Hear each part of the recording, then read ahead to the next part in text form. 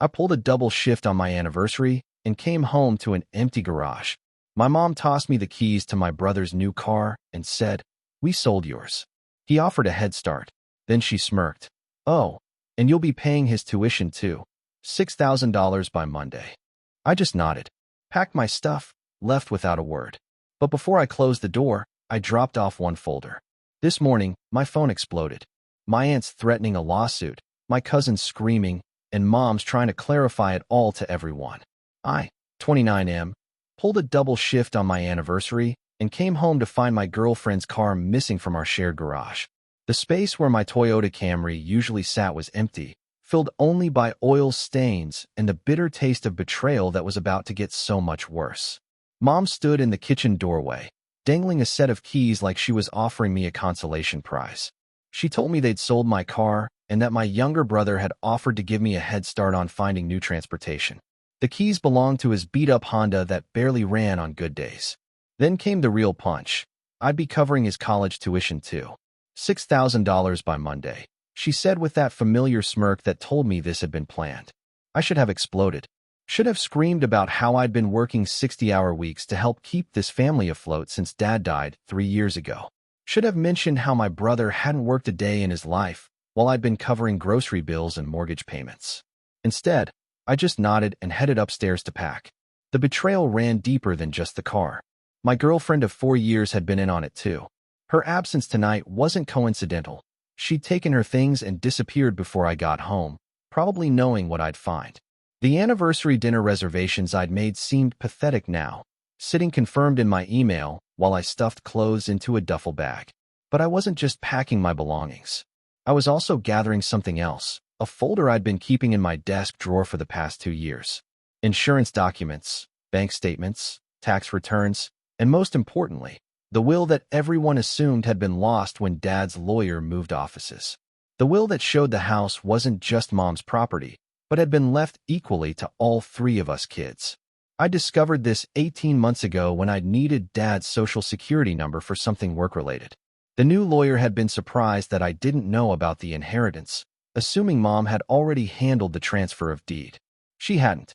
She'd been collecting rental income from the property Dad had left me and my sister, income that should have been split 3 ways for the past 3 years.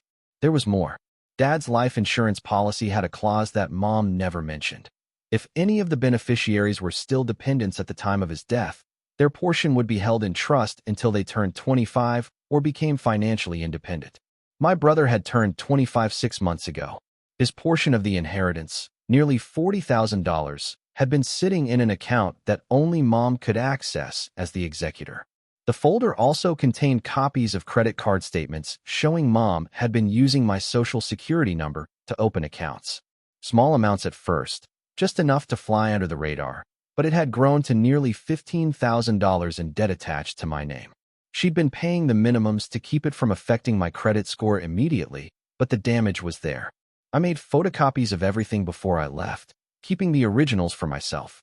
Then I walked downstairs where Mom was already on the phone with my brother, probably celebrating their little scheme. I dropped the folder on the kitchen counter without a word and headed for the door. She called after me, asking what was in the folder, but I didn't turn around. I just told her she'd figure it out soon enough and left in my brother's piece of crap Honda that stalled twice before I made it to the end of our street. Update 1. I spent the night at a motel, using the time to make copies of everything and organize my evidence. By morning, I'd already been in contact with Dad's original lawyer, the one who drafted the will. He was very interested to hear that the property transfer had never been completed and that there might be some irregularities in how the estate had been handled. That's when my phone started going crazy. My aunt called first, screaming about how I was trying to destroy the family. Apparently, Mom had called her in a panic, spinning some story about how I was making false claims about Dad's will to try to steal the house. My aunt threatened to sue me for harassment and told me I was ungrateful for everything Mom had done for us since Dad died. Then my cousin called. She was furious because her mother was now involved in what she called my petty revenge scheme. She accused me of being jealous of my brother's success and trying to tear apart the family because I couldn't handle being the least favorite child. But the best call came from Mom herself. She was in full damage control mode, trying to explain to everyone that there had been a misunderstanding. She claimed the folder contained old documents that I'd misinterpreted, and that she'd been planning to tell me about my brother's tuition situation gradually. She even tried to say that selling my car had been my brother's idea as a way to help me build better credit by forcing me to take out a car loan.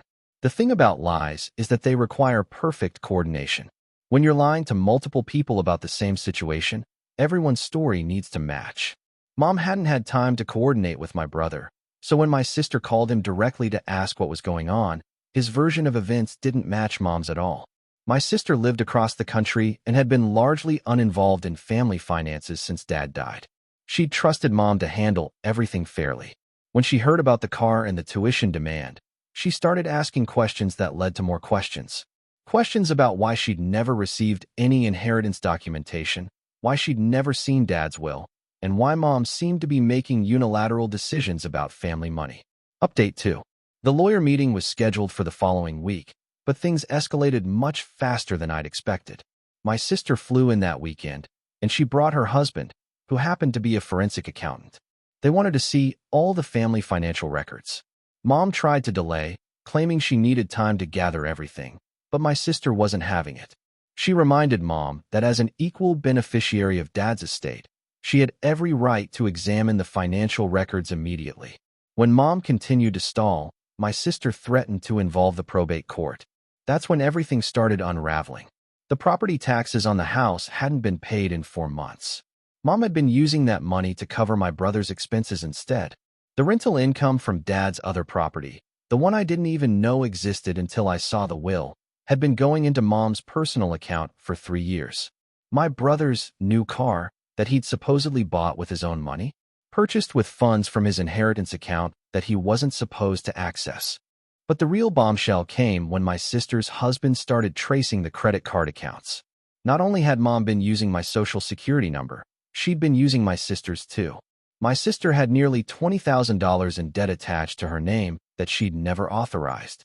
My brother showed up during this financial excavation, and that's when I realized he'd known about at least some of it. He didn't seem surprised about the inheritance money or the property rentals. He did, however, seemed shocked that Mom had been using my sister's identity for credit cards. Apparently, that wasn't part of their arrangement. The family meeting that followed was the kind of conversation that changes everything permanently. Mom tried to frame everything as temporary borrowing, claiming she'd been planning to pay everything back once my brother finished college and got a good job. She insisted that she'd only been trying to help him get ahead in life, the same way she'd helped me by letting me live at home rent-free. My sister pointed out that I hadn't been living rent-free. I'd been paying most of the household expenses while Mom collected rental income that should have been split between the 3 of us. My brother argued that he deserved the extra help because he was the youngest and needed more support to get started in life. Update 3. The legal consequences started falling into place quickly once we had all the documentation organized. The identity theft charges were the most serious. Using someone else's social security number to open credit accounts is a federal crime, regardless of family relationships. The estate mismanagement was a civil matter, but with potential criminal implications depending on how much money had been misappropriated. Mom hired a lawyer who tried to negotiate a family settlement to avoid criminal charges. The proposal was that she'd transfer the property deeds correctly, pay back all the fraudulent credit card debt, and distribute the inheritance funds according to Dad's actual will. In exchange, we wouldn't press charges for the identity theft.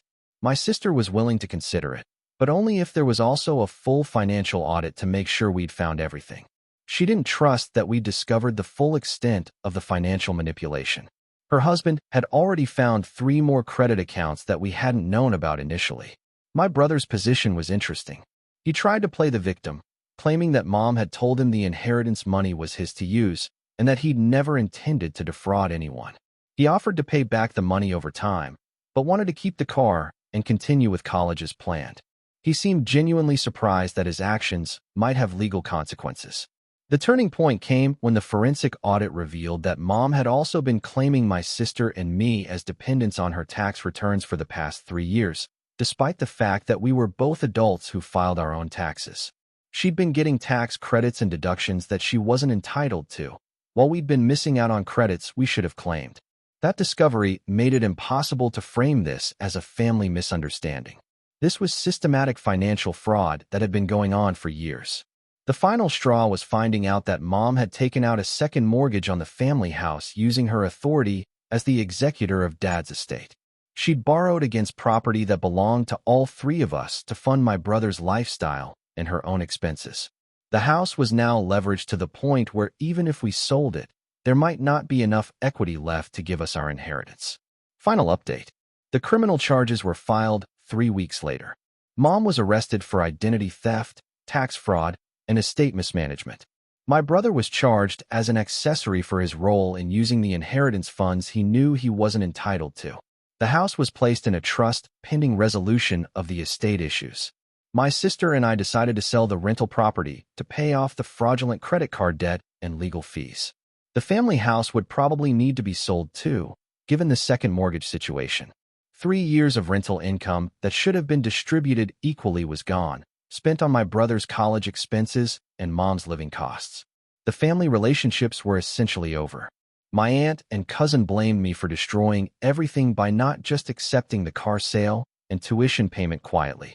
They argued that I should have handled it privately instead of involving lawyers and law enforcement. According to them, I turned a family disagreement into a criminal matter out of spite. My brother lost his college funding and had to drop out to work full-time to pay legal fees. He maintained that he'd been manipulated by Mom and shouldn't face the same consequences she did. My sister disagreed. She pointed out that at 25, he was old enough to know that taking $40,000 he hadn't earned was wrong, regardless of what Mom told him. Mom's lawyer negotiated a plea deal that included restitution and probation instead of jail time, but only because my sister and I agreed to it. We decided that destroying her life completely wouldn't bring back the money or repair the family trust that had been broken.